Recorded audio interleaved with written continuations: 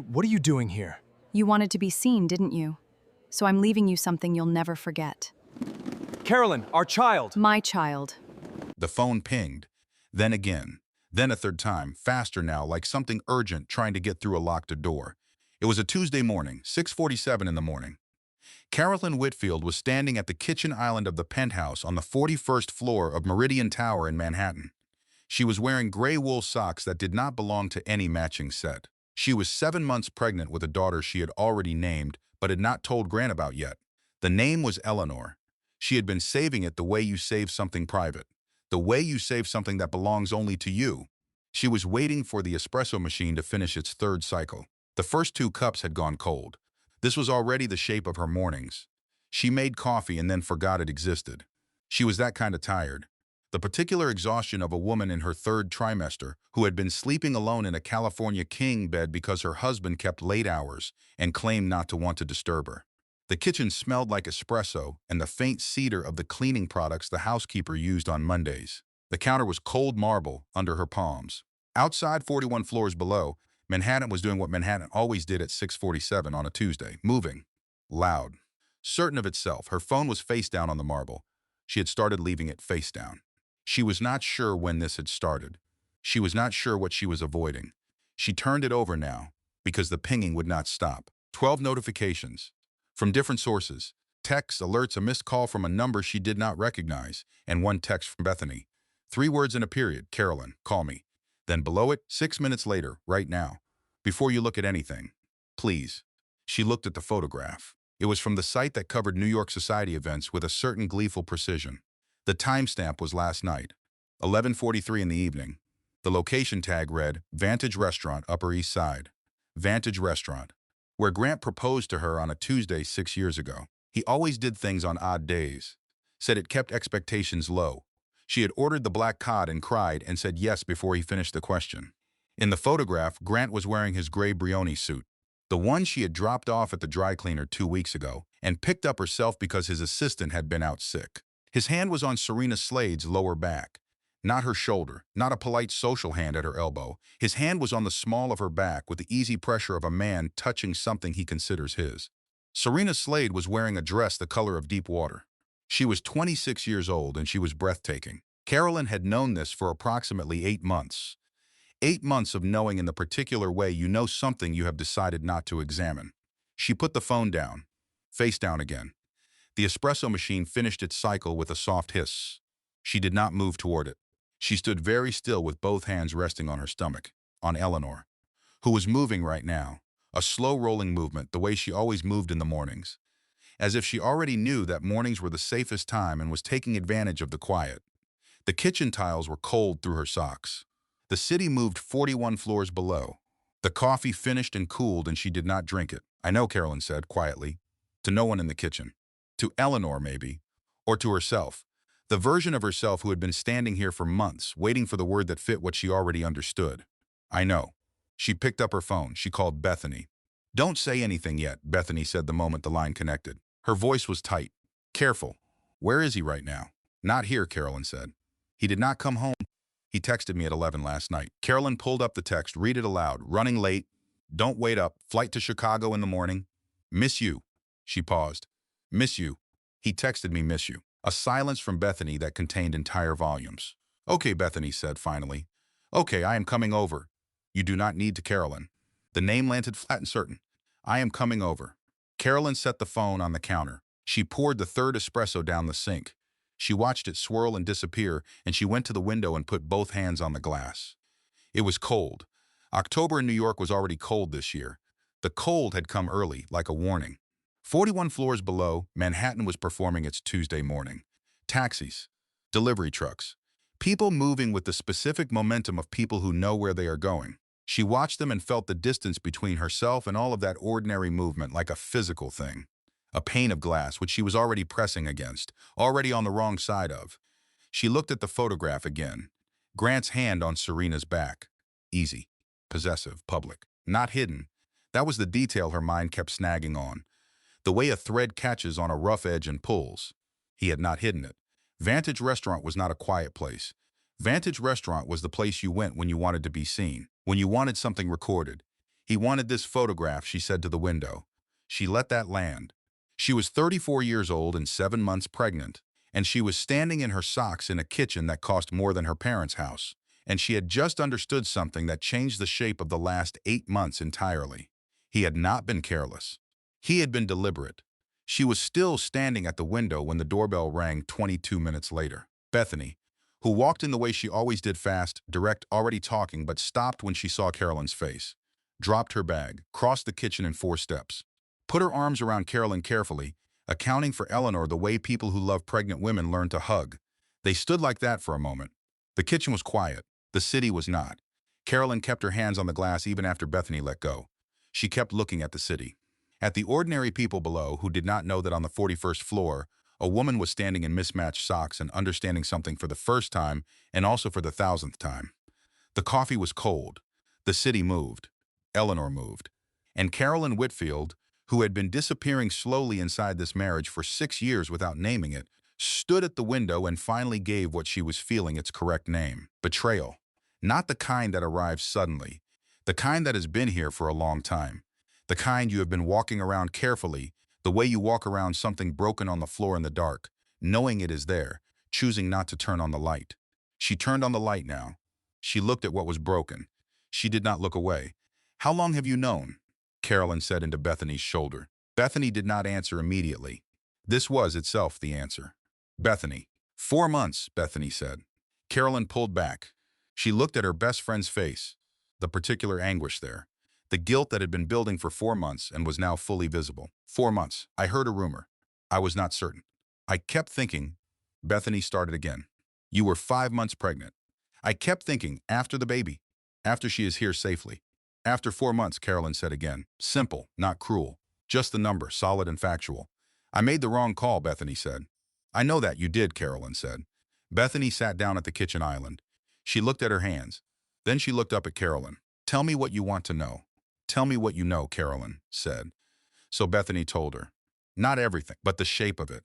The rumor had come from Claire Ashworth, who covered New York's money and New York's marriages with equal thoroughness. Claire had seen Grant and Serena together at a private event, had asked around. What came back was not conclusive, not at first, but it had the texture of something that had been happening for a while. 8 months, Claire had estimated. Maybe longer. 8 months. Eleanor was 7 months along. Carolyn did not say this out loud. She calculated it in her head and she kept it there, behind her teeth, where it settled like cold water settling into the lowest part of a room. He had started this before Eleanor existed, or he had started it while Eleanor was beginning. Either way, the timeline was precise and it was devastating. What about the foundation? Carolyn said. Bethany blinked. What? The Whitfield Foundation. Grant put it in my name. This was 6 years ago, a tax strategy his attorney had recommended. It had seemed like a formality. Like so many things in the early years had seemed like formalities. It is still in my name? I would need to check, Bethany said. Find out. I need to know by end of day, Carolyn. I am not doing anything rash, she said. Her voice was even. She noted this with a small distant surprise. She had expected her voice to shake. It was not shaking. I am gathering information. There is nothing rash about information. She stood up. She went to the bedroom. She opened the closet, a room, really, his side and her side, his rows of suits hanging like a navy and charcoal army, her dresses and blazers from a career she no longer practiced, and she climbed to reach the fireproof box on the upper shelf. She knew the combination. She had not opened it in 3 years. Inside, their marriage certificate. Eleanor's sonogram photographs, the ones she had been adding since the first appointment. Grant's business insurance documents. 3 passports. And at the very bottom, in a cream envelope with the seal of Harmon, Reed, and Wexler, their prenuptial agreement. She took it to the window. She sat in the chair she had stopped using when she stopped making time for reading. She opened the envelope for the first time in 6 years. She read it in full. It took 35 minutes. She did not rush it. She read each clause with the careful attention of a woman who should have done this the first time. The exclusions, the asset definitions, the timeline provisions, the sunset clauses, the definitions of marital fault. She read all of it. And then she read the heir clause again. Section 12, paragraph 3. In the event that a child of the marriage is in utero or living, the non-disclosure provisions of this agreement shall be subordinate to the child's interests as determined by the presiding court. Furthermore, the spouse bearing primary child care responsibility shall be entitled to the current market value of the primary residence plus 1.2 times the marital support agreement indexed to the date of separation. 1.2 times the primary residence. This penthouse, currently valued at $22 million. She put the agreement down in her lap. She sat with the winter light coming through the window, and she looked at the document she had signed 6 years ago because a man she trusted had said it was standard, and she had believed him. She had been invisible, and she had also been holding this the whole time. She had not even known what she was holding. This was the first validation whisper, and it did not arrive as drama. It arrived as the quiet factual recognition of a woman counting what she actually has for the first time instead of what she has been told she has. I was invisible, and I was also holding this the whole time. I did not even know what I was holding. She called Marcus Reed's office. She left a message. She said her name clearly. She said she needed an appointment at his earliest convenience. She said it was regarding a marital dissolution and gave her personal email address, not the household one.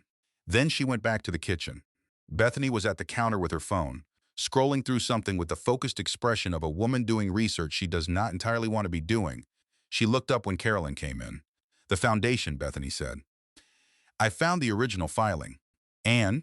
Bethany set her phone face up on the marble between them. "It is entirely in your name, Carolyn, not as a figurehead, as executive director, full fiduciary and operational authority. No co-signatories, no secondary trustees." She paused. "It is the only Whitfield entity I can find that is not encumbered by the Gulf leveraging he has been doing for the last 2 years. Carolyn picked up the phone. "Read the filing herself. The foundation is clean," Bethany said. "Everything else he owns is collateralized. The foundation is the cleanest piece of the entire empire. And it has your name on the door and nobody else's." Carolyn set the phone down. She was quiet for a moment. Outside, the city moved on. Ordinary Tuesday. The light through the windows was the particular white light of October in New York, the kind of light that makes everything look like evidence. "He gave it to me because he thought it did not matter," Carolyn said. "Yes," Bethany said. "He gave it to me 6 years ago because it was a tax strategy and it seemed like a formality and he did not think I would understand what it was." "Yes," Bethany said again. "He was wrong about the second thing." Bethany looked at her. There was something in her expression that was not quite relief and not quite fear and was something closer to awe. "Yes," she said softly, "he was." Carolyn made the 4th espresso of the morning. She drank it standing at the counter. She drank it all the way through. Then she rinsed the cup and set it in the drying rack and turned around. "I need you to find me a forensic accountant," she said. "Someone who has worked in private equity dissolution cases. Someone who knows how to find things in places where people have tried very hard not to put them." "I know someone," Bethany said. "Good." Carolyn folded her hands on top of Eleanor. "And I need you to find out everything you know about Marcus Reed." "He is the best," Bethany said immediately. "He handled the Calderon case 2 years ago. He is the one you want." "Then he is the one I am calling." She looked at her best friend. "I am going to need you to be exactly honest with me from this point forward. Whatever you know, whatever you hear, I need all of it."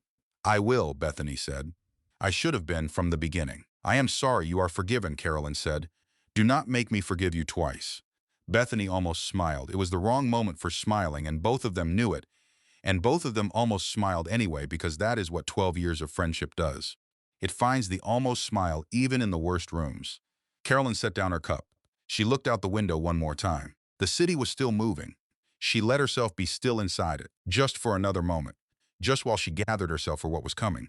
Then she picked up her phone and called Marcus Reed's office again, and this time she left a different message. This one was specific. This one named what she knew and what she needed and what she was prepared to do about it. This one sounded like a woman who had read the document and understood it. This one sounded like herself. She had not sounded like herself in a very long time. It felt, she thought, the way blood returning to a numb limb feels. Sharp, uncomfortable, alive. That night, Grant Whitfield came home from Chicago at 9:47 in the evening. Carolyn heard the elevator. That soft chime she had heard 1,000 times. Tonight it sounded like a clock reaching the end of its count. She was in the sitting room, reading. She was genuinely reading for the first time in months. The words were clear on the page, and the page was real in her hands, and she had understood, in the last 9 hours, that this clarity was its own kind of information, about what leaving feels like before you leave. She had spent the afternoon doing 3 things. First, she had read every financial document in Grant's home office. She had the combination to the safe because she had said it herself 6 years ago when they moved in. He had not changed it. He had never thought it mattered. Second, she had packed one bag, not dramatically, carefully, the things that actually mattered: her laptop, the prenuptial agreement, Eleanor's sonogram photographs, her mother's ring which she wore on her right hand and which Grant had never asked about, the small oil painting she had bought herself at a gallery in Tribeca the first year of their marriage, before she stopped doing things like that. It was a painting of a river. She had never been able to explain why she loved it. She did not need to explain it. It was hers. Third, she had written the letter. Grant saw the bag by the door the moment he came in. She heard him stop. She heard the particular silence of a man who has been prepared for one kind of confrontation and has just realized he is in a different one. He came to the doorway of the sitting room. He was still wearing his coat, still in the gray Brioni suit from the photograph. She noticed this. She kept her face still. "Carolyn," he said. His voice had the specific temperature of a man who has prepared for this conversation and does not want to have it on anyone's schedule but his own. "Sit down, Grant. I can explain. Sit down." She did not raise her voice. She did not need to. He sat. He straightened his cufflinks. She had watched him do this for 12 years. She had learned to read it the way you learn to read weather. The cufflinks meant he was uncomfortable. The cufflinks meant the ground had shifted and he was trying to find solid footing. She watched him do it and she felt something she had not expected to feel. Not anger, not grief. Something colder and steadier.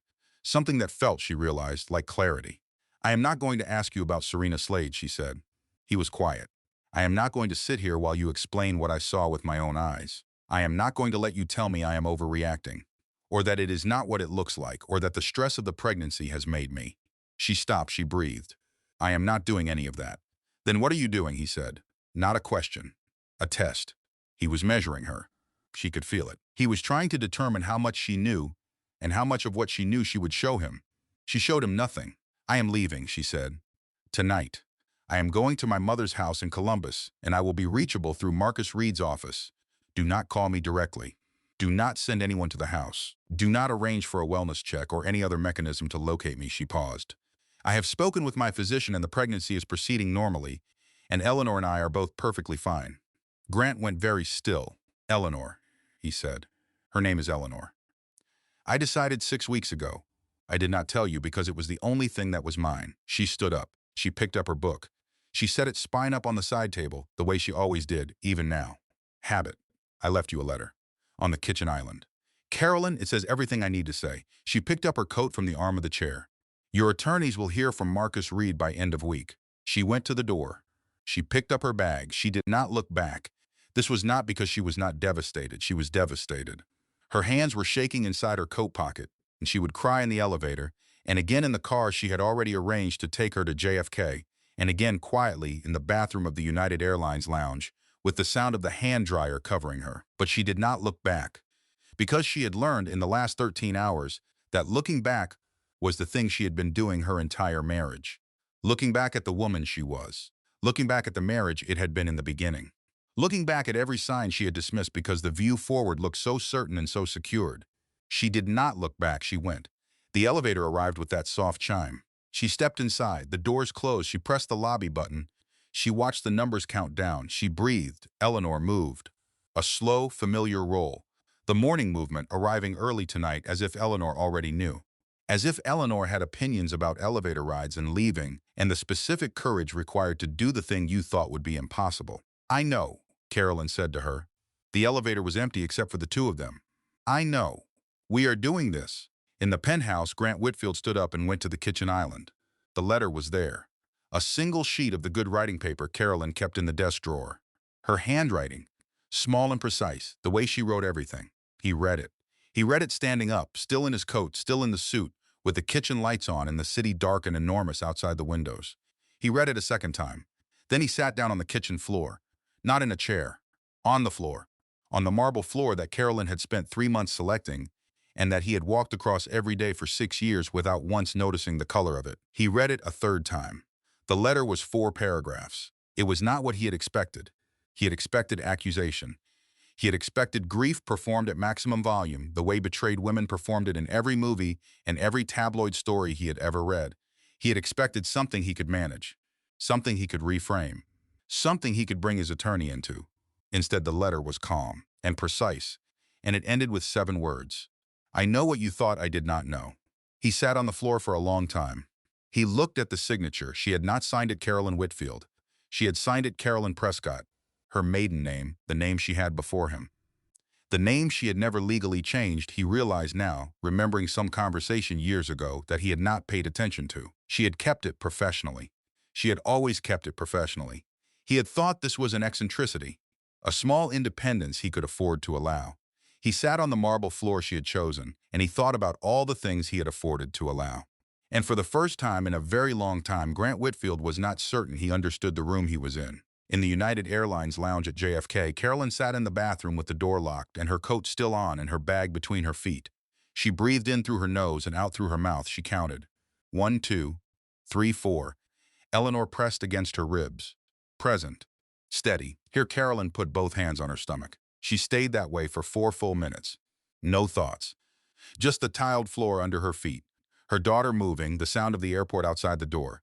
The particular remarkable fact of being exactly here, in exactly this moment, and having done the things she had been telling herself for 8 months she could not do. She had done it. She was doing it. She opened the bathroom door. She went to her gate. She went. Dorothy Prescott opened the front door of the house on Brentwood Avenue at 2:14 in the morning. She did not ask a single question. She pulled her daughter inside. She took the bag from her hand. She said, "The guest room is already made up." "I pulled out the memory foam topper because your back must be terrible," she said.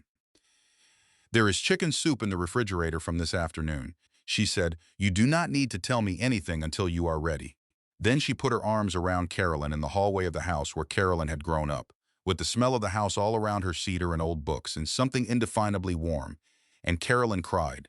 Not gracefully, not quietly, in the way she had not cried in months, maybe years. The way you cry when you finally let yourself stop holding something up. "I left him, Mom," she said. "I know, baby," Dorothy said. "I know. I am 7 months pregnant and I left him. I know. I am scared." "Of course you are." Dorothy pulled back and looked at her daughter the way a mother looks at her child, regardless of how old they are. The way that does not require any information beyond the fact of her. Being scared and being right are not mutually exclusive. You know that. Carolyn slept until 10:30 the next morning. She could not remember the last time she had slept past 7. When she came downstairs in the oversized sweatshirt she had found in the guest room closet, which was her own sweatshirt from 17 years ago, a Columbus State University sweatshirt she had left here decades back, and which Dorothy had simply kept, there was coffee and eggs at the kitchen table. There was the newspaper, which Dorothy still received in paper form. There was her mother at the table, reading, in her reading glasses, giving Carolyn the particular gift of a morning that required nothing.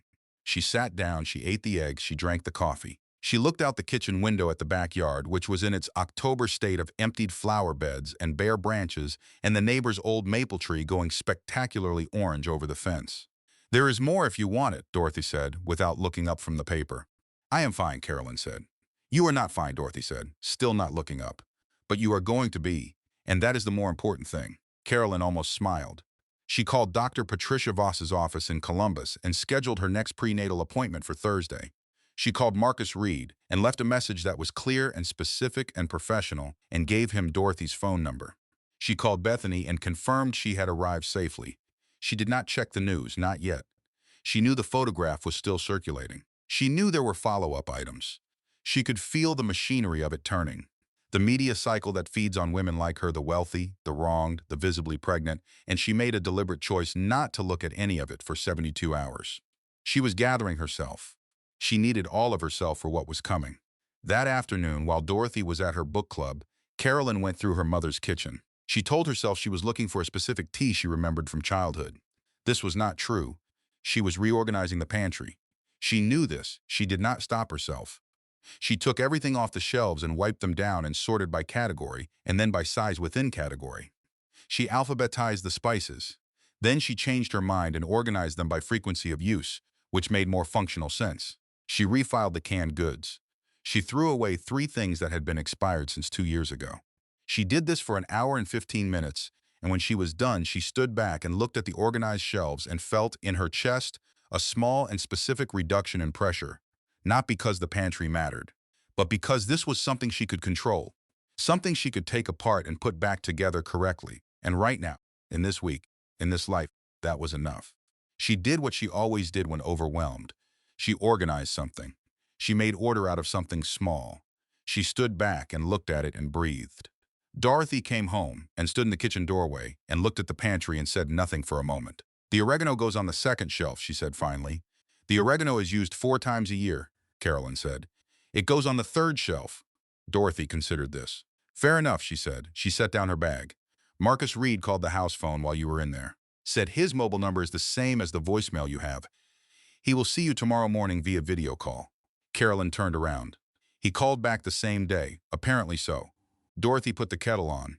He sounded like someone who does not waste time. Good, Carolyn said. Neither do I. Dorothy set 2 mugs on the counter. She looked at her daughter for a moment, really looked. At the gray sweatshirt and the bare feet and the 7-month belly and the steady expression that was not composed so much as it was genuinely present. Like Carolyn had arrived back inside herself after a long time away and was surprised to find the house still standing. Your grandmother would have liked you very much, Dorothy said. At this exact moment.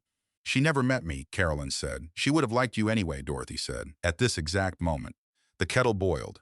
Bethany called at 6 in the evening. His PR office issued a statement, Bethany said. It says the dinner was a business meeting. Serena Slade is the spokesperson for a new Whitfield Urban Development Initiative. Their relationship is entirely professional. A short silence. How many times does his hand go on the lower back of his urban development spokespersons, Carolyn said. Approximately never, Bethany said. Good. Keep that framing documented. Marcus will want it. His attorney's already reached out to Marcus's office. They want to know your intentions. My intentions, Carolyn said, are to have this baby safely. And then to make sure Eleanor has everything she is legally entitled to. That is all my intentions. That is a very good answer. I have been practicing it since 2 in the morning. A short laugh from Bethany. The wrong moment for laughing, and both of them knew it. Both of them did it anyway. Outside on Brentwood Avenue, the October evening was settling in. The street lights were coming on. The neighbor with the beagle was walking past. An ordinary Tuesday evening in Columbus, Ohio. The kind of evening that had been happening here for 40 years without her. That would keep happening here, steady and ordinary and real, regardless of what Grant Whitfield had done, or said or photographed. She stood at the kitchen window and watched the streetlights come on, one by one, down the length of the block. Starting over feels impossible, but staying feels worse. I chose impossible. That is the right choice. I know it is.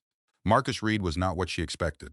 She had spent 6 years around the attorneys who worked for Grant, polished men with expensive watches, and the specific confidence of people who had always operated from leverage. Marcus Reed was also a polished man. But there was something else in him. A quality of genuine attention. He listened the way people listen when they are not simultaneously preparing what they will say next. Their first meeting was a video call on a Wednesday morning. She was at Dorothy's kitchen table with her laptop and a second cup of coffee. He was in his office on Park Avenue, south-facing windows. October afternoon light. The degrees on the wall behind him were from schools she recognized. Tell me about the foundation, he said. Not hello. Not how are you. Tell me about the foundation, she told him. The Whitfield Foundation, established 6 years ago, not-for-profit status. Focused on urban housing equity, which had been her area of expertise when she was a policy consultant for the state of Ohio. The foundation was entirely in her name, not as a figurehead, as executive director with full fiduciary and operational authority. Have you signed anything in the last 6 years that would transfer, modify, or otherwise complicate that authority? Marcus asked. She thought about this carefully, methodically, running back through 6 years of documents the way you run back through a conversation, looking for the moment when something changed. No, she said. Grant suggested once about 2 years ago that we bring in a co-director. I said I preferred to keep the structure as it was. He did not press it. Why not, do you think? Because it seemed like a small thing. The foundation's budget relative to the rest of the empire was not something he paid attention to. She paused. He gave it to me because it was a tax strategy, and it seemed like a formality, and he assumed I would run it like a charity. Wife runs a charity. Luncheons, galas, a name on a letterhead. And what did you actually do with it? I built programming, she said. I established working relationships with 7 community housing organizations in 3 states. I wrote 3 grant proposals, 2 of which were funded. I restructured the foundation's distribution model from event-based to needs-based in year 3. She paused. I ran it like a policy director because that is what I am. Marcus Reed was quiet for a moment.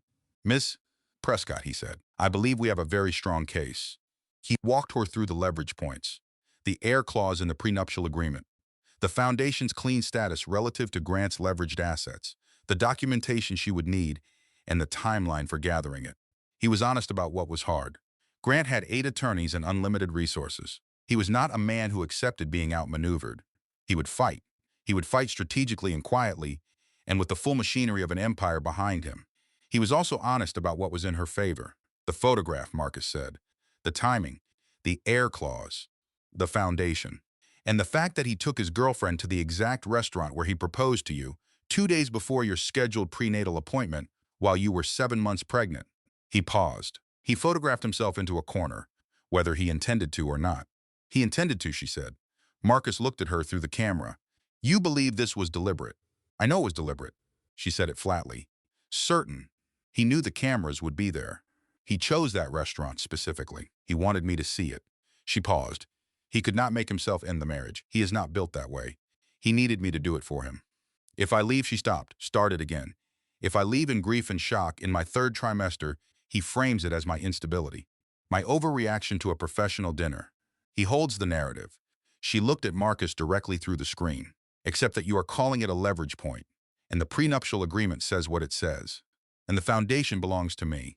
Marcus was looking at her with something that was not quite a smile but was adjacent to one. The controlled appreciation of a strategist recognizing another strategist. You have been thinking about this, he said. I have had 2 days, she said. That will do, he said. She came away from the call feeling something she had not felt in years. Competent. Not in the way of someone who has been told they are competent.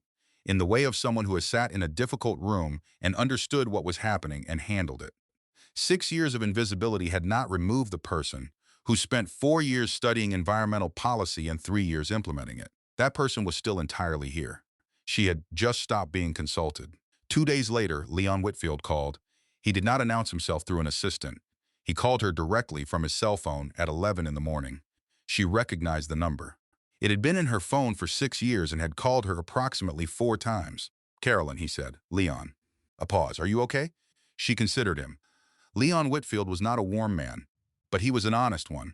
He had always been honest with her in the careful way of someone who was not entirely free to be. Eleanor and I are both fine, she said. We are in Columbus. Good, he said. I am glad. Another pause. The particular pause of a man choosing his words like someone who has been burned by the wrong ones before. There is something you should know. She was quiet. She waited. The Gulf deal, Leon said. Grant has been leveraging assets that were not entirely his to leverage. The foundation is clean. Your attorney has already identified this, I assume. He paused. But there are other structures. Secondary limited liability companies. He set them up over a period beginning 4 years ago. The original capitalization came partly from marital funds, joint accounts. Before you had established the habit of looking at the statements, the room was very still.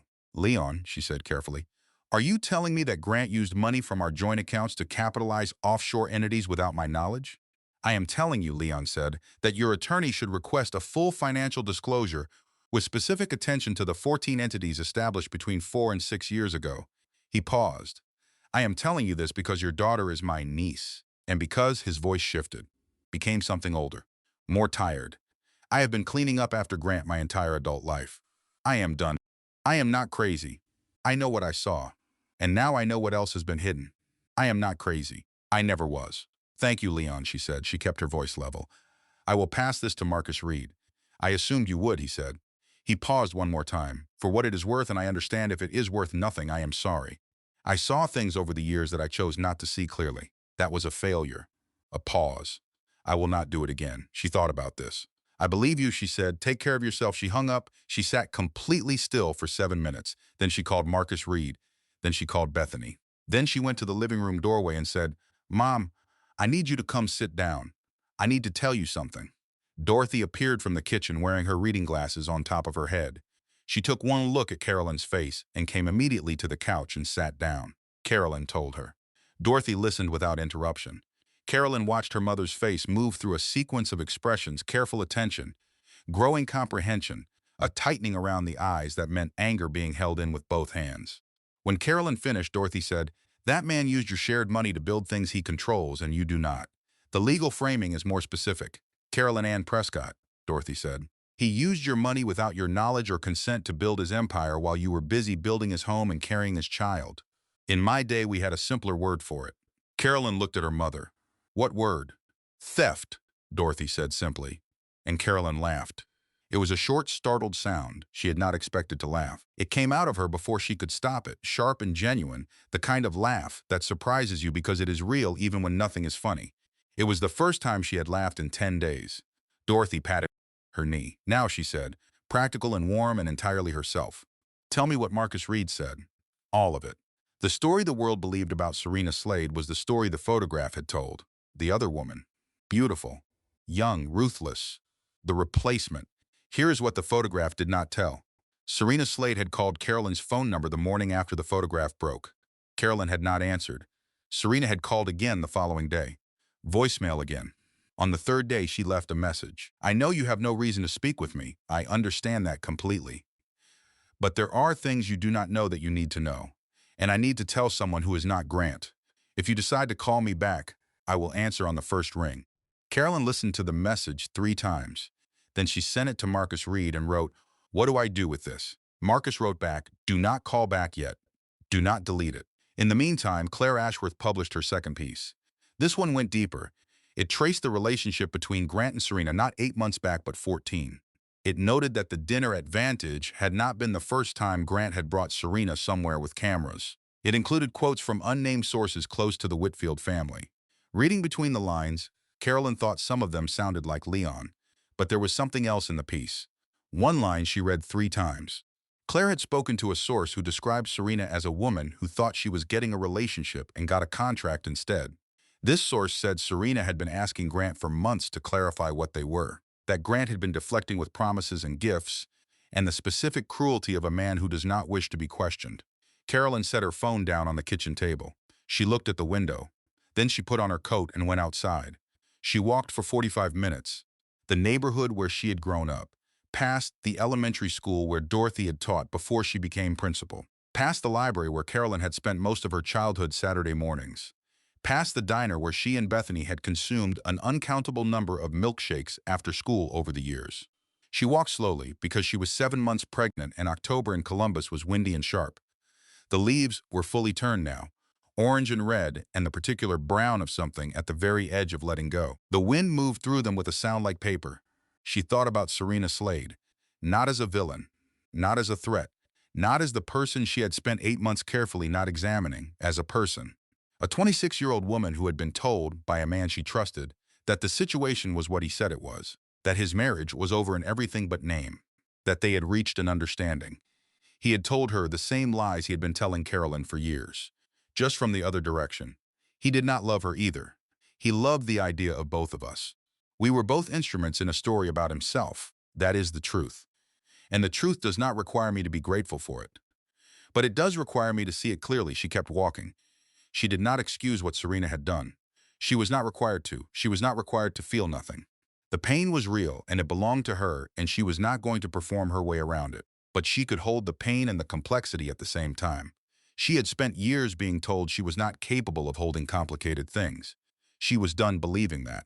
She walked until the wind got sharp enough that Eleanor objected in the way Eleanor had lately been objecting to things, a sharp, insistent movement that meant enough. We are going inside now. Okay, Carolyn said to her daughter, out loud on the sidewalk in front of the library. Okay, we are going. That evening, Ruth Whitfield arrived in Columbus, uninvited, unannounced, with 2 assistants and a car service, at the front door of the house on Brentwood Avenue.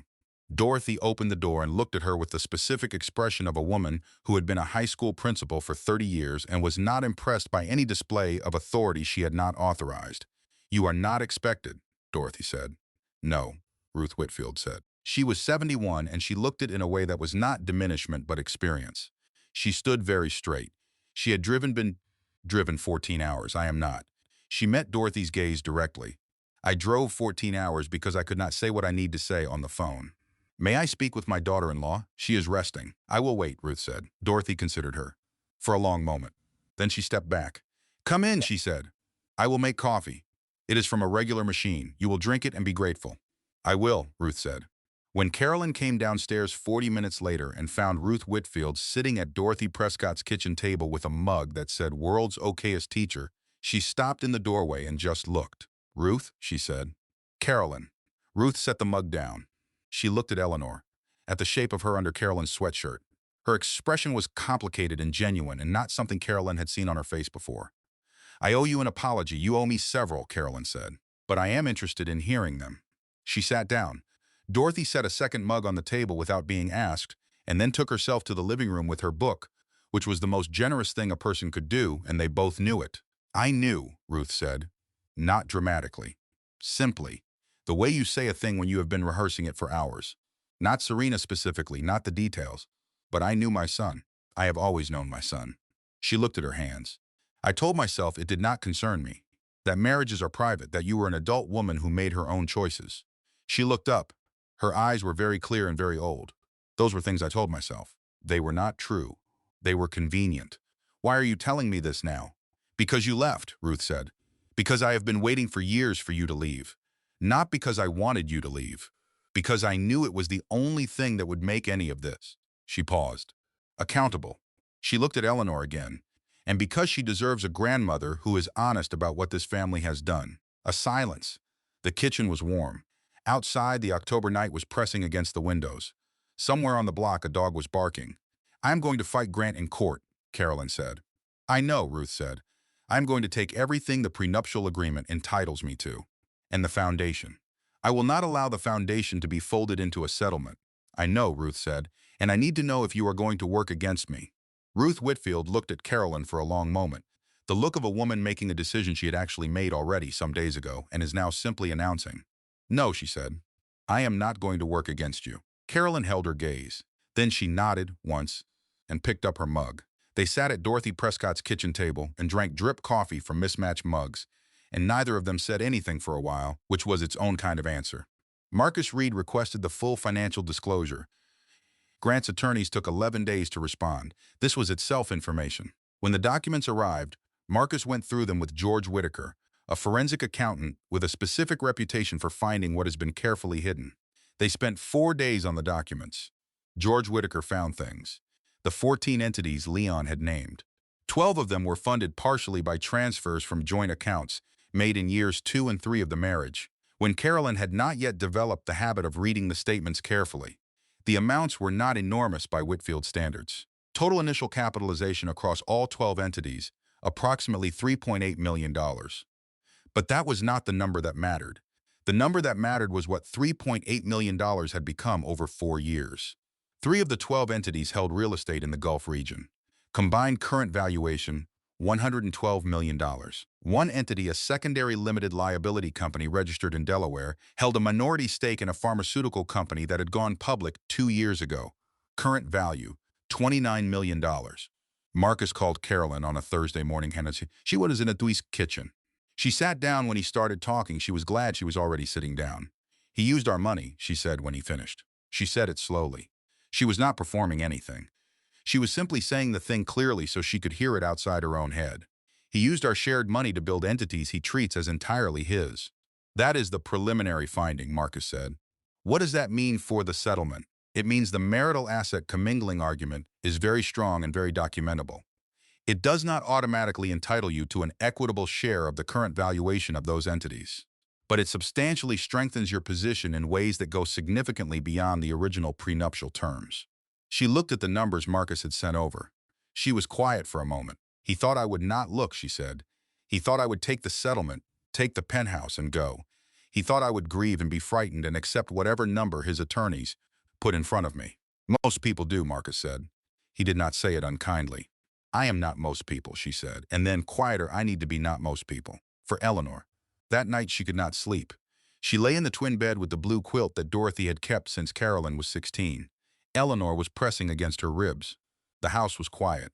Through the window she could see the shape of the maple tree in the neighbor's yard, bare now, the branches against the sky. She did the math. Not the legal math. Marcus would do the legal math. She did the other math. The math of years. 6 years of marriage. 3 years before that of knowing something was building towards something she could not name. The year she left her career. The year she stopped going to the gallery openings she had loved. The year she started leaving her phone face down. She added these up and got a number that was too large to hold at once. So she broke it down, 1 year at a time, 1 season at a time, 1 morning at a time, until she got to this morning. This bed, this blue quilt, this daughter pressing against her ribs as if to say, I am here, I am real. What we are doing next is real. I thought love meant sacrifice. I thought giving things up meant loving deeply. But there is a difference between sacrifice and erasure. I sacrificed the right things for the wrong person, for the wrong reasons. I am done confusing those two things. I am done. She turned onto her side. Eleanor shifted. The maple tree was perfectly still outside the window. She thought about the Housing Equity Symposium. Marcus had mentioned it 2 days ago. The Whitfield Foundation's annual symposium, scheduled for the third Saturday of November. Columbus Convention Center. She had been planning to attend as herself, as executive director, before everything collapsed. Now Marcus was suggesting something else. Not just attending, presenting.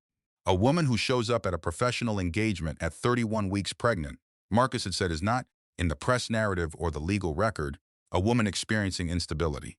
She had not said yes yet. She lay in the dark and she thought about standing at a podium. The last time she had stood at a podium, she was 29 years old. She had presented findings to the Ohio Housing and Urban Development Advisory Board, and she had been nervous in the way she was always nervous before, and completely fine the moment she began. That was the thing about standing at a podium. The terror was always about the before. The after always surprised her. She thought about that 29-year-old woman, standing up straight, knowing her material, saying the thing directly. She was still that woman. She had not gone anywhere. She had just stopped being asked. At 6 in the morning, before Dorothy was up, she texted Marcus, "Send me the symposium agenda. I will present." She set the phone on the nightstand. She closed her eyes. Eleanor pressed against her ribs, steady and real. Outside, the October sky was starting to lighten. That specific hour before dawn when the darkness takes on a quality of intention, as if it knows what it is about to become. She breathed, she breathed. She was still in this. There was a night week 4 of Columbus, the week before Thanksgiving, and when everything went flat, not dramatically, not with a new crisis or a revelation. It went flat the way grief goes flat when the adrenaline is finally finished, and what remains is just the actual weight. She woke at 3 in the morning. She lay in the twin bed and she did not feel anger. She did not feel strategy or the cold, clean clarity of purpose. She felt only the absence of the life she had thought she was going to have. The penthouse. The Sunday mornings. The version of Grant she had married, or the version she had believed she was marrying, which she now understood was a version she had constructed from hope and available materials, the way you construct things when you love someone and want the picture to be complete. The family. The picture of family, the three of them. Him and her and Eleanor, in some imagined future that was not going to exist. "Eleanor is going to grow up without her father in the house," she said to the ceiling. She said it out loud because the thought was too large to keep only inside. She is going to grow up in a custody arrangement with a man who is capable of this. She stopped. She started again. "I am 34 years old, and I have made a decision that is going to shape the entire life of a person who does not exist yet and who did not get a vote." She lay with this for a long time. This was the question she had been running from. Not what did Grant do to me, but what did I allow? And what will Eleanor pay for it? And am I enough? She was not enough to answer these questions at 3 in the morning. She knew this. She was not the version of herself who answered large questions at 3 in the morning. She breathed anyway. At 4 in the morning, she got up. She went downstairs in her socks and her sweatshirt and she got a bowl from the cabinet and she opened the cabinet next to the refrigerator where Dorothy kept the cereal. There were 4 boxes. She chose the one on the left because it was closest and she poured it into the bowl and poured milk over it and stood at the kitchen counter in the dark. She did not turn on the lights. She ate cereal standing at her mother's kitchen counter with the lights off and the refrigerator humming and a dog barking somewhere 2 houses over. Just cereal. Just the dark. Just the sound of her own chewing and the refrigerator and the dog and the specific unremarkable fact of a woman sustaining herself on something basic and immediate because she cannot manage anything else. The cereal was the kind with the raisins she had always picked out as a child. She did not pick them out now. She ate them. She was too tired to pick them out. She stood in the dark kitchen of her mother's house and she ate cereal with raisins and she breathed and she let herself not be okay. Not forever. Just for this 1 hour, in the dark, before the day started, she was allowed this. When the bowl was empty, she rinsed it and set it in the rack and she went back upstairs. In the morning, she called Dr. Voss. Not about the pregnancy specifically, though they discussed the sleep disruption carefully, and Dr. Voss adjusted one of her recommendations. She called because she needed to say to someone professional, "I am not okay right now and I want to make sure that is survivable." Dr. Voss said, "It is. What you are describing is emotional processing that has been deferred, possibly for several years. It will not feel like this indefinitely, but it needs to be felt. You cannot go around it. You can only go through it. I know, Carolyn said. I know. You have good support around you? My mother, Carolyn said. Yes. Good, Dr. Voss said. That is exactly what you need. Somewhere along the way, I became invisible. Not because he made me invisible. Because I let the invisibility happen and I called it love, and I did not look at it clearly until looking at it was the only option left. I am not invisible. I have never been invisible. I just forgot to look. That afternoon, Carolyn watched Grant's interview. He appeared on a morning program. She watched the clip, which Bethany sent her. He was polished, controlled. He sat across from the host with the ease of a man who has been in rooms like this before and spoken to audiences like this before and managed the story with the particular fluency of someone who learned early that the story is more important than the truth. He did not name Carolyn directly. He said, "My wife and I are going through a private and difficult time. I ask that the media respect our privacy as we work through this together. Work through this together, as if this were a mutual thing, a shared difficulty. As if she were a participant in a process he had designed and controlled, as if the word together meant the same thing it had always meant." She watched it twice. "He is telling the story before I can tell mine," she said to Marcus, who was on the phone with her. "Yes," Marcus said. "He is telling the world that I am a grieving wife in her third trimester, overwhelmed, perhaps unstable, and that he is the steady partner trying to hold things together." "Yes," Marcus said. "But you have something he does not." "What?" "The Foundation Annual Report," Marcus said, "which you are scheduled to present at the Housing Equity Symposium in 3 weeks, which is a public event, which is your platform, which has only your name on the letterhead." He paused. "A woman who appears at a professional engagement at 31 weeks pregnant to deliver a substantive and authoritative presentation about policy research she has been doing for 6 years is not in the press record a woman experiencing instability. She is in the press record as herself." A long pause. "You are telling me to show up," she said. "I am telling you that you already agreed to show up," Marcus said. "I am reminding you why." She looked out the window. The November trees, the bare branches, the cold and clear Ohio sky. "Send me the current draft of the report," she said. "I want to revise the opening section. I will send it tonight." She hung up. She sat with her hands on Eleanor for a moment. Just sat. Just breathed. Then she opened her laptop and she began to work. The Whitfield Foundation Housing Equity Symposium was held at the Columbus Convention Center on the 3rd Saturday of November. Carolyn Prescott arrived 40 minutes early. She had filed the paperwork to restore her name the previous week. Not dramatically. As a matter of administrative record, the kind of thing you do when you understand, finally, that a name belongs to you and not to the man you married. She was 31 weeks pregnant. She was wearing a deep green wrap dress she had bought 2 days ago because none of her New York clothes felt like hers anymore. She had her hair pulled back the way she wore it for professional events. She had her notes in Dorothy's leather portfolio, which she had borrowed and which she had not given back yet. The convention center smelled like coffee and the particular antiseptic warmth of large public buildings. Her heels were low. She had checked with Dr. Voss about the heels. Dr. Voss had said low heels for a 2-hour event were fine and had said it the way Dr. Voss said everything, like someone giving her the actual information instead of a managed version of it. Marcus Reed was in the audience, 3rd row, right side. She saw him when she came through the side door. He gave her a brief nod, professional, steady. Bethany was in the audience, 7th row, center. She had driven from Columbus the night before and had spent the evening at Dorothy's house eating takeout and going over Carolyn's notes with her, asking questions the way she always asked questions, fast, pointed, occasionally annoying in the best possible way.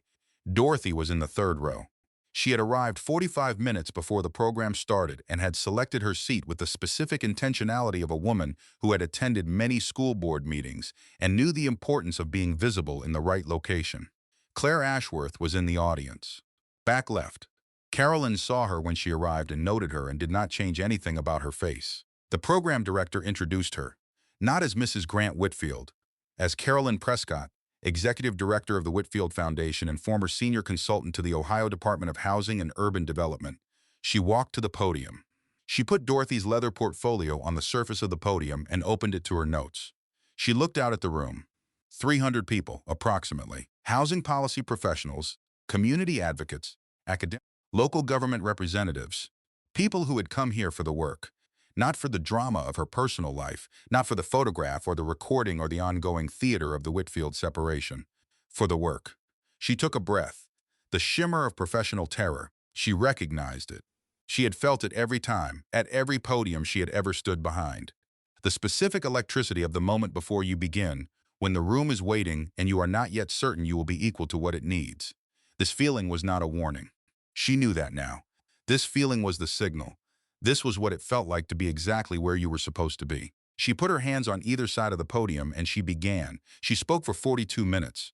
She did not mention Grant. She did not mention the affair, the separation, the legal proceedings, the 14 entities, the photograph, or the recording she did not yet know existed. She spoke about housing equity, about the specific and under-examined mechanisms by which working families are displaced by the same real estate forces that create fortunes for people like her soon-to-be ex-husband. She spoke about the foundation's work over the past 6 years, about the partnerships she had built, about the data from the needs-based distribution model she had redesigned in year 3. She spoke from policy knowledge she had been quietly keeping current, even when Grant's world tried to crowd it out. She had kept reading the journals. She had kept attending the conference calls. She had kept doing the work quietly and completely in the margins of the life she was expected to be living. The room was still. At minute 30, Dorothy Prescott stood up. She had been in the 3rd row, and she stood up, and no one asked her to sit down, and so she stayed standing. The way a woman stands when she has been waiting to do this for a long time and is not going to do it quietly. Carolyn saw her. She kept speaking, but she felt it. The sight of her mother standing in the 3rd row of a professional symposium in the way you stand when you are prouder than the room can contain. She felt it somewhere that had nothing to do with podiums or policy or legal strategy. At minute 42, she stopped. The applause started immediately. Dorothy put both fists in the air, silently, like someone who has been waiting their whole life for this exact moment and knows exactly what it requires. Carolyn looked at her mother. Both fists in the air, in the 3rd row, in the Columbus Convention Center. She kept her face professional and she nearly did not manage it. After the program backstage, she was accepting the kind words of the program director when Claire Ashworth appeared. She was not in reporter mode. Her recorder was off and her phone was in her bag, and she said, "I need 5 minutes of your time that is entirely off the record." Carolyn looked at her. "I know you have no reason to trust me," Claire said. "I am the person who published the photograph." She paused. "But I published it because someone came to me, not because I was chasing it. And before I publish what I know now, I think you need to hear it from me first." Carolyn looked at her for a moment longer. "Come have coffee with me," she said. "Let us talk. His money was never mine. And that is okay. I had access to it, and I did not mistake it for love. I know the difference now. I have known the difference for longer than I was willing to say. That knowing that distinction is worth something. That is worth everything." They sat in a coffee shop 2 blocks from the convention center. Carolyn had changed out of the green dress and was in her coat. Claire had a coffee and a notebook, and the notebook stayed closed. "She came to me," Claire said. "Serena Slade. About 3 weeks after the photograph. She walked into my office without an appointment, and she sat down and she said, 'I need to tell you something that I cannot tell anyone else.'" Carolyn was quiet. She held her cup. "She met Grant 14 months ago," Claire said. "London. A charity auction. He was charming. He was interested in her. He told her his marriage was over in everything but name, that he and his wife had been living separate lives for years, that there was no real relationship left, that they were staying together for appearance only, and he was planning to handle it properly soon, in a civilized way." Carolyn looked out the window at the November street. "He told her you knew," Claire said, "that the 2 of you had reached an understanding." The coffee shop smelled like espresso and cinnamon. Somewhere in the kitchen, something was being blended. A woman at the next table was on a phone call, laughing. "He did not tell her about Eleanor," Claire continued. "No," Carolyn said quietly. "He would not have. She found out at the 5-month mark of their relationship. A friend forwarded her an item from a society page about the baby shower." Claire paused. She confronted him. He said the pregnancy was complicated, that it was not planned, that it changed nothing between them, and she believed him. Claire was quiet for a moment. She was 25 years old. She believed she was in love with him. She needed to believe his version of the situation. She paused. "She told me I'm not asking for sympathy. I know what I did. I'm just telling you what happened." Carolyn nodded. "Once. After that, things changed," Claire said. "He became," she used the word, "controlling. He wanted her available when he needed her. He wanted a non-disclosure agreement, a legal document requiring her silence about the relationship and its terms. She refused," Carolyn said. "Not a question. She refused. Twice. He rewrote it and asked again. She refused a second time. He told her that her refusal proved she did not trust him. She told him that the agreement was proof that she should not." Carolyn looked at the notebook on the table, still closed. She thought about Serena Slade, 26 years old. learning the lesson and Carolyn had been learning for 6 years, but on an accelerated timeline with a fraction of the legal protection. The dinner at Vantage, Carolyn said. She did not know it would be photographed, Claire said. She did not know it was the restaurant where he proposed to you. She learned these things afterward. A pause. She believes he took her there deliberately, that he knew the cameras would be there, that he used her to end his marriage in a way he could frame as your decision, your reaction, my instability, Carolyn said. Yes. She looked out the window again. A city bus went past, a woman with a stroller, a man with a very small dog and a very large coat. He had not wanted to be the one who left. He had never wanted to be the one who left. He had needed her to do it. He had needed her to react and grieve and depart, and he could stand in the wreckage and say, she could not handle it. The pressure of the pregnancy. The stress. I tried to work through it together. Together. You said you have corroboration, Carolyn said. The last time you contacted Marcus, you used that word. Claire reached into her bag. Not for the notebook. For her phone. She opened it and set it on the table and pressed play. A recording. A phone call. The audio was clear. She recognized Grant's voice immediately. She had been hearing it for 12 years. She would know it anywhere. You signed nothing, Grant's voice said from the phone on the table. I have nothing to worry about. Just go away quietly and I will make it worth your while. 52 seconds, total. Carolyn looked at the phone. She recorded him, she said. 6 weeks ago, Claire said. He had been pressuring her to disappear. She started recording their calls. A pause. She came to me because she has this and she does not know what to do with it. And Leon, Carolyn said. Leon Whitfield has agreed to speak on the record, about the entities, about the asset management. Claire paused. He will not frame it as illegal, his attorneys are careful about that, but he will confirm the commingling of funds and say plainly that his brother made financial decisions that affected your interests without your knowledge. Carolyn sat with this. The coffee shop, the espresso smell, the woman at the next table still laughing, the small, ordinary warmth of a public place on a November afternoon where most people were just having coffee and not reconfiguring the trajectory of their lives. She picked up her cup. She drank. I deserve better than this. My daughter deserves better than this. That is not a complicated truth. It just took me a long time to say it the way I believe it. She drove herself back to her mother's house afterward. She took the long way. Past the library, past the school, past the diner, the places that were hers before she was anyone's wife. The city she had come from, the city that had been here the entire time. She drove and she did not cry and she was not angry. She was awake, completely, clearly, entirely awake in a way she had not been in years. There was something clarifying about having the full picture, however ugly. The specific relief of being able to see the whole room, instead of just the corner she had been permitted. She breathed in the full information like winter air. She breathed. She went home. Claire Ashworth's second article published on a Tuesday morning. It was a different kind of article than the first. The first had been a society piece with a devastating photograph. This one was a business piece. It ran under the headline, Sources allege Whitfield Global Chief Executive used marital assets to fund offshore entities without spousal disclosure. It did not mention the recording. Not yet. Claire was holding the recording. The effect was immediate. Whitfield Global's bond rating was reviewed by 2 credit agencies within 24 hours. 3 institutional investors requested briefings. Leon Whitfield issued a public statement clarifying that the company's financials were under review and that he had full confidence in the transparency of the ongoing process. Reading between the lines of his statement, Carolyn could hear him very carefully not saying the things he had agreed with Claire to say in a different context at a different time. Grant's attorneys contacted Marcus Reed with a new offer. It was better than the prenuptial baseline. It was not better enough. He is frightened, Marcus said. He was on the phone with her from New York. The financial story is public. The bond review is public. He needs this settled before anything else becomes public. He wants to close. What does he offer, Carolyn said. Marcus told her. She listened. She did the math. She said no. The next offer will be better, Marcus said. I know, she said. We wait.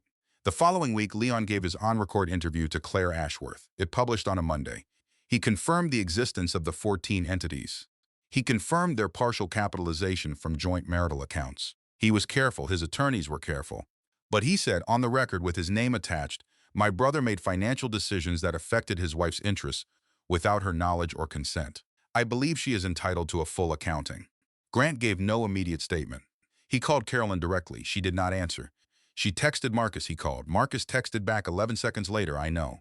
New offer incoming. The new offer came in at 3 times the prenuptial baseline. Marcus and Carolyn went over it for 2 hours via video call. It is substantially better, Marcus said. What does it not include? The foundation, Marcus said. He wants the foundation dissolved into a jointly managed entity under the Whitfield umbrella. No, Carolyn said. I told them that would be your answer. The foundation is mine. She said it the way you say something that is not negotiable. Not loudly, declaratively, as fact.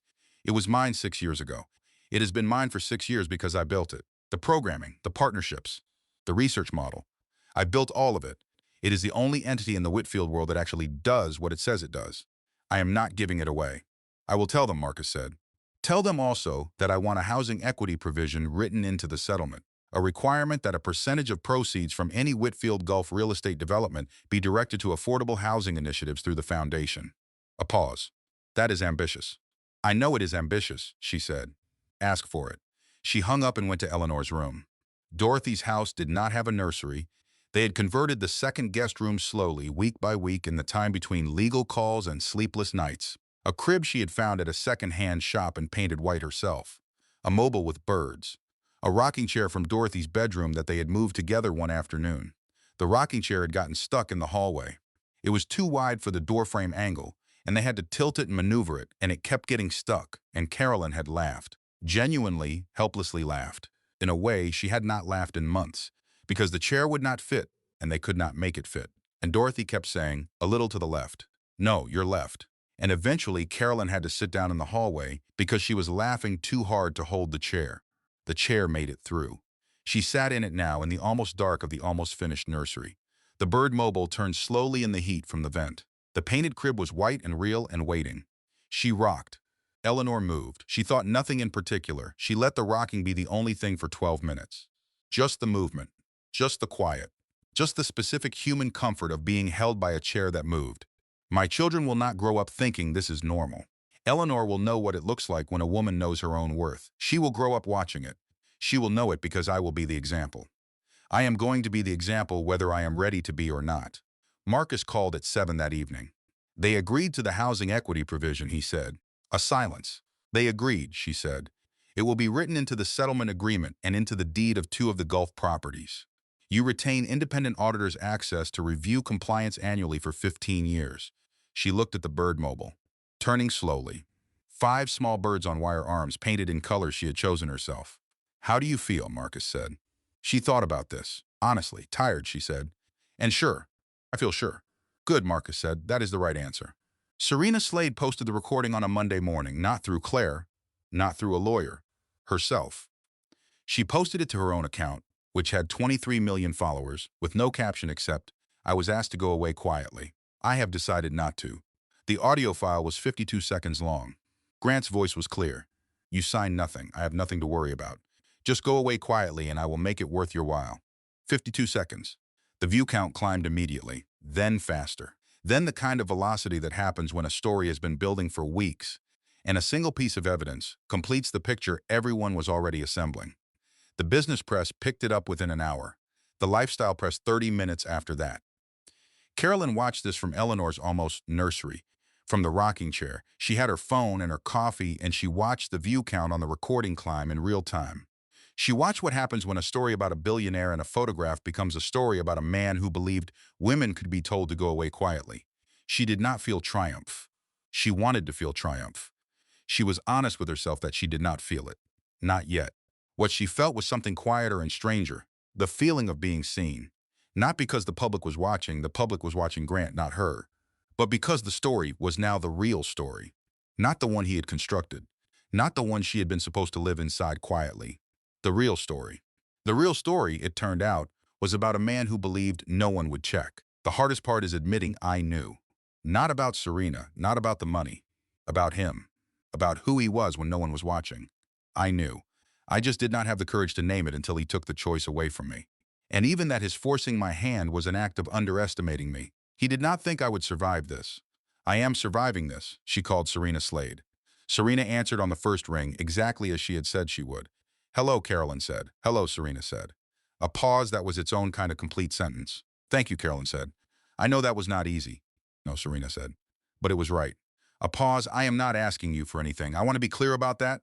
I know, Carolyn said. I know. Another pause. Are you okay? A silence on Serena's end, long enough that Carolyn wondered if she had misjudged it. Then no, Serena said. Not really. I thought I was in love with him. Her voice was steady, but it was the steadiness of someone working very hard at steadiness. It is strange to grieve something that was not what you thought it was. Yes, Carolyn said. I know exactly what that is. They did not become friends. They did not have a dramatic alliance or an emotional conversion. But they had this conversation on a Monday morning, and it was real. And they were two women who had been used by the same man talking honestly to each other, and that was its own resolution. Grant's attorneys contacted Marcus 3 more times in the following week. Each communication was more conciliatory than the last. The settlement meeting was scheduled. Marcus drove from New York.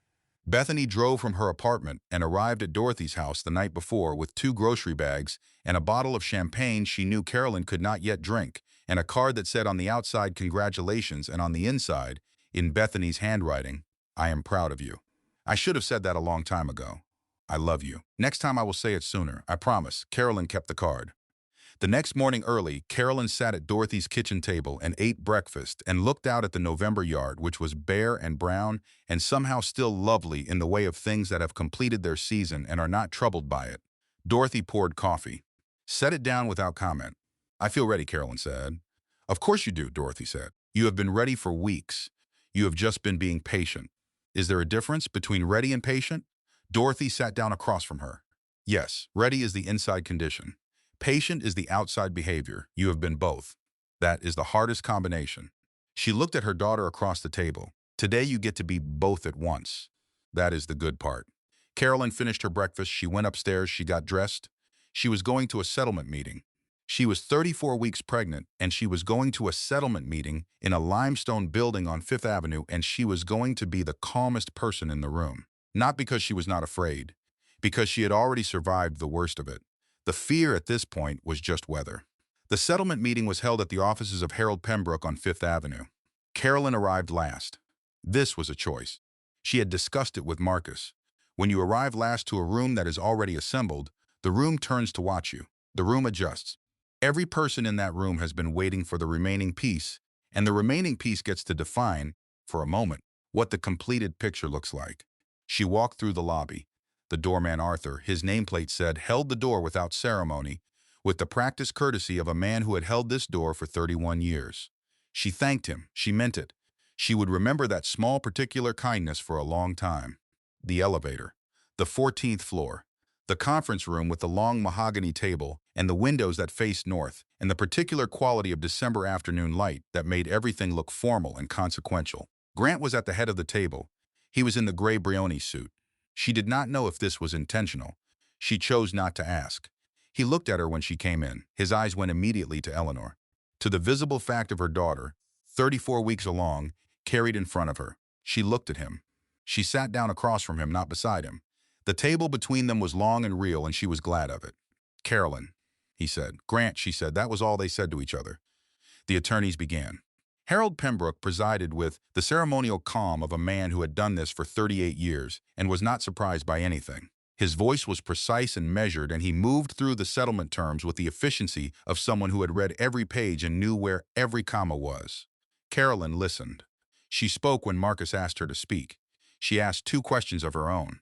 The first was about the compliance auditor's access rights. She wanted specific language.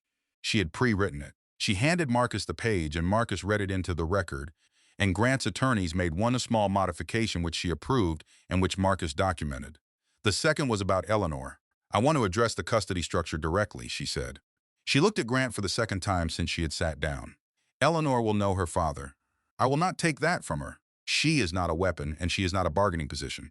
She is a child." She paused. "I want the custody schedule structured around Eleanor's well-being, not around your travel schedule. Not around optics. Around her." Grant said nothing. His attorney made a note. Harold Pembroke paused in his proceeding. He wrote something on his notepad. Carolyn did not know what it was. She would learn, weeks later from Ruth, who learned it from Pembroke at a later occasion. What he had written was simply, "She is going to be fine." During the 15-minute break, she went to the bathroom on the 14th floor. She stood at the sink. She ran cold water over her wrists because she was warm, and the building's heat was set for the comfort of people who were not 8.5 months pregnant. She looked at herself in the mirror, not to check her appearance, just to look, this specific act. Standing in a bathroom during a difficult and important moment and looking at yourself clearly, recognizing yourself. The face that had been in this mirror of the world for 34 years. The face she had been not quite looking at directly for 6 of those years. She looked. She saw someone she knew, someone she had been slowly, specifically, re-meeting for 3 months. In the kitchen at 4 in the morning. In the alphabetized pantry. In the rocking chair in the almost nursery. At the podium in the convention center with her mother standing in the 3rd row with both fists in the air. Okay, she said to the mirror. To herself. Okay. She went back to the room. The settlement was signed at 4:47 in the afternoon. The terms, the primary residence plus twice the baseline marital support, indexed to the date of separation. Her share of the marital asset commingling claims, which George Whitaker's full accounting had placed substantially higher than the initial estimate. Full executive authority of the Whitfield Foundation, with the housing equity provision written into the legal structure of 2 Gulf properties, binding for 15 years. Joint custody of Eleanor with primary residence to Carolyn, and a custody schedule designed around Eleanor's well-being, reviewed annually until she reached 18. Grant signed last. He signed without looking up. He stood. He buttoned his jacket. He left the room without speaking to anyone. Ruth watched him go. She turned to Carolyn. I am sorry it took this, she said. So am I, Carolyn said. Will you let me know, Eleanor? Not as the Whitfield heir. Not as a claim. Just as her grandmother. As someone who wants to do better. Carolyn looked at her. This woman who had been in a position to help and had not. Who had driven 14 hours to Columbus and sat at Dorothy's kitchen table and told the truth when it would have been easier not to. Who was flawed and complicated and genuinely loved a child she had not yet met. Yes, Carolyn said, I will. Bethany was in the lobby. She had been there for 3 hours and 20 minutes. She looked up when the elevator doors opened and she said nothing, just looked at Carolyn's face. It is done, Carolyn said. Bethany let out a breath she had apparently been holding for the last hour. Okay, she said, okay. She picked up her bag. Let us get you home. I stayed quiet for years. I am done being quiet. Not because I am angry. Because silence was costing me things I cannot get back. I will be quiet when I choose to. On my own terms. That is the difference. Eleanor Dorothy Prescott was born at 6:22 in the morning on a Wednesday in December. At Columbus General Hospital. In the room with the window that faced east. She weighed 6 pounds and 9 ounces. She had dark hair and her great-grandmother's hands, Dorothy's mother, who Carolyn had never met but whose photograph sat on the mantel of the house on Brentwood Avenue. Eleanor did not look like Grant. She looked entirely like herself. Carolyn held her for the first time and did not speak for a long time. Eleanor was asleep. The room was quiet. Dr. Voss had stepped out after making sure everything was exactly as it should be. The monitors were still and soft. The morning was just beginning outside the east-facing window, that hour before full dawn when the darkness takes on intention, when it knows what it is about to become. Hello, Carolyn said. Very quietly, I am your mother. She looked at her daughter, at the specific extraordinary fact of her. I am going to make some mistakes, she said. I am going to be too much sometimes and not enough sometimes, and I will figure it out as I go. That is the honest version, she breathed. But I want you to know that I chose this, you, this life, this place, on my own terms, a pause, and that matters. That is the beginning. That is where we start. Eleanor breathed. In and out. The perfect small machine of her. Dorothy came in at 7:15. The nurse had let her sit in the corridor since 4 in the morning, and she had sat there without complaint, without asking. Just present and patient in the way of someone who knows that some things require you to wait, and it is not a hardship. She came in and she saw Eleanor, and she sat down in the chair by the bed, and she took Carolyn's hand, and she did not say a word for 10 minutes. Just held her hand. The room was warm. The December morning was beginning to show itself through the east window. Pale light. Real light. The first real day. Then Dorothy said, she is perfect, she is. Carolyn said. She looks like your grandmother. I know, Carolyn said. A pause. What are you going to do next? Dorothy asked. Not urgently. Just as one woman asks another when the immediate thing is complete, when the next thing is ready to be named. Carolyn looked at Eleanor. The foundation has been doing housing equity work without a research arm. I want to build one. I have the contacts from my policy years. I have the platform now.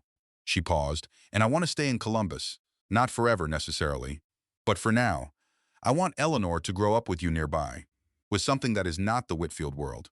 That sounds exactly right, Dorothy said. Grant sent flowers to the hospital. White lilies. She had them placed in the corridor. He texted, congratulations, she is beautiful. He had received the required photograph from Marcus as specified in the custody agreement. She texted back, thank you. She is. That was all. Bethany arrived on Thursday with two grocery bags and the unchilled champagne and the card she had already given Carolyn at the settlement meeting, except this one was different. This one said on the outside Eleanor with a small drawing of a bird, and on the inside in Bethany's handwriting, "She got the best one.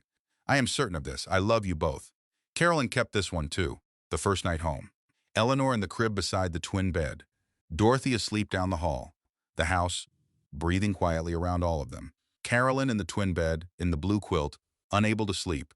She lay in the dark and she listened to Eleanor breathe. In, out, in, out. The steady, extraordinary rhythm of a person who is new and does not know yet that breathing is remarkable.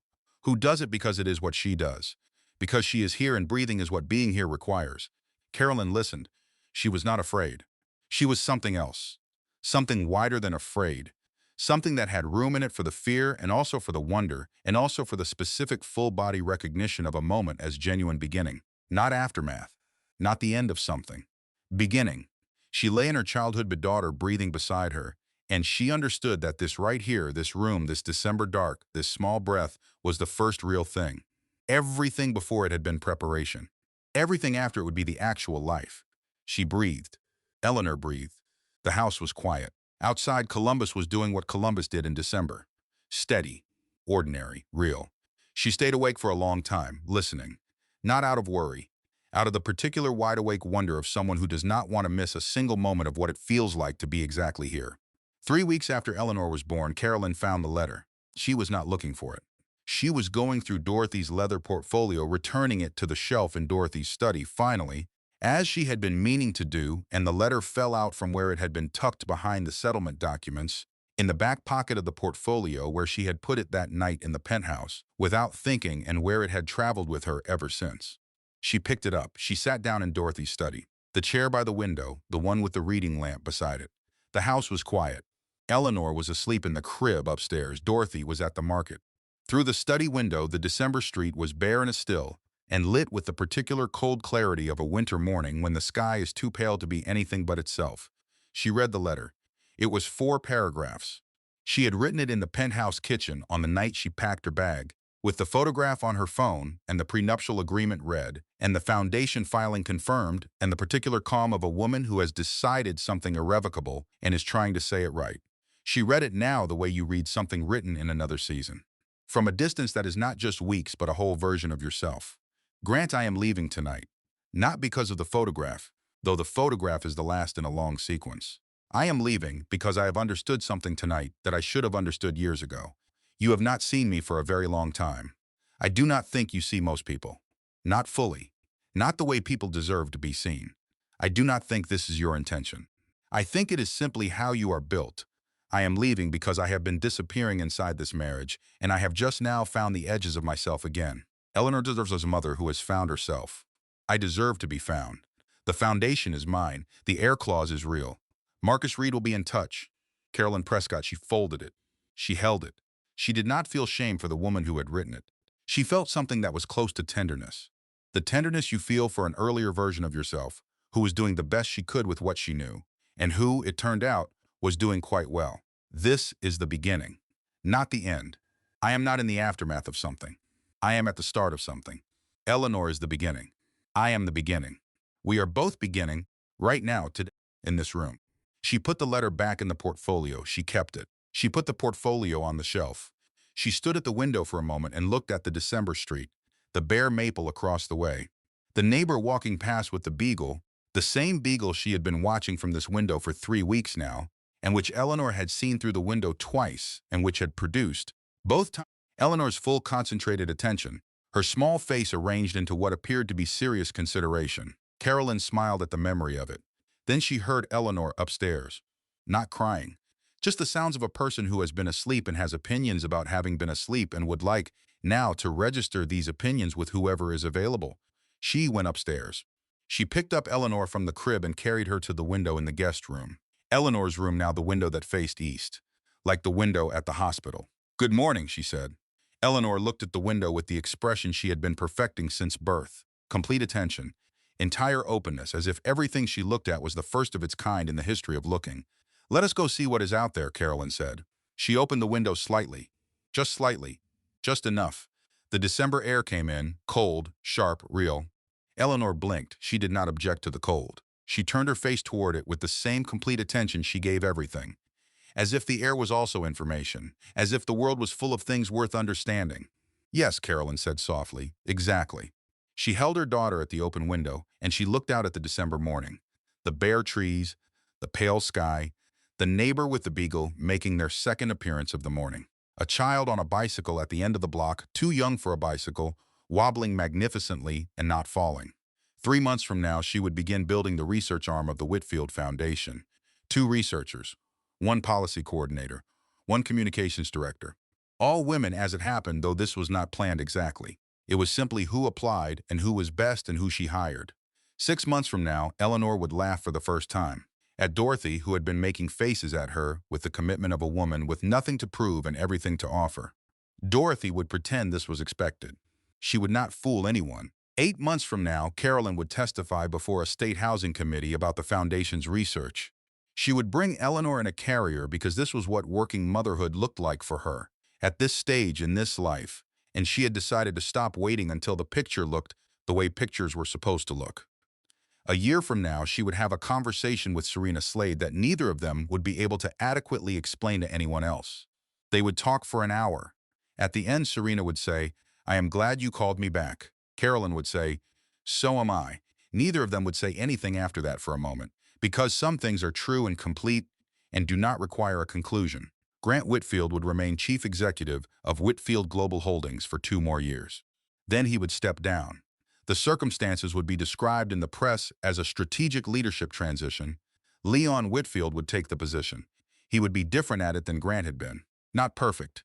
Different. That would be enough to begin with. Eleanor would have a father who was required, by a legal document Carolyn and Marcus Reed had spent 3 hours drafting, to be present and consistent in her life. Some people thought a father who showed up because a document required him was not really showing up. Carolyn thought those people had not raised a child. Presence was presence. You built on it when it was there.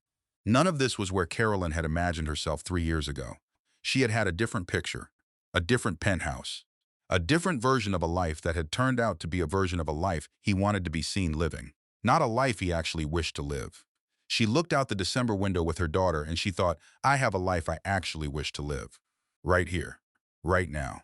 In this house on Brentwood Avenue with the cedar smell and the twin bed and the rocking chair from Dorothy's bedroom and the Alphabet's Pies pantry and the woman who had stood up in the 3rd row of the Columbus Convention Center without being asked and put both fists in the air. This was enough. More than enough.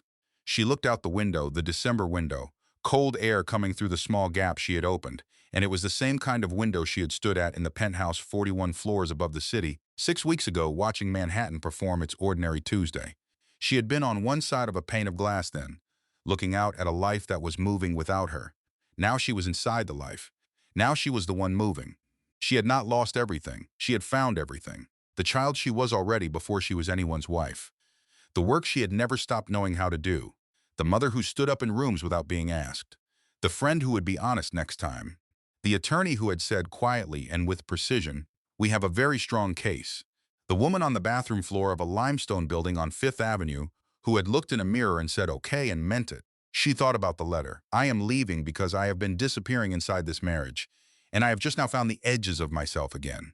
She had found more than the edges. She had found the whole thing. "Okay," she said, to Eleanor, to the December air, to the year ahead of her, to the version of herself who had stood in mismatched socks in a Manhattan kitchen at 6:47 in the morning and held her phone and finally looked. Okay. Eleanor made a sound. Not a word. Something before words. Something that had agreement in it, and intention, and the particular optimism of a person who has just arrived in the world and is not yet sure what it holds but is already leaning toward it. The December morning was doing what December mornings do. Cold, clear. The light arriving with the quality of invitation, as if the whole world was beginning again, which was a thing that happened every morning, which she had not noticed in years, which she was noticing now. She held her daughter at the window. She breathed. She was ready.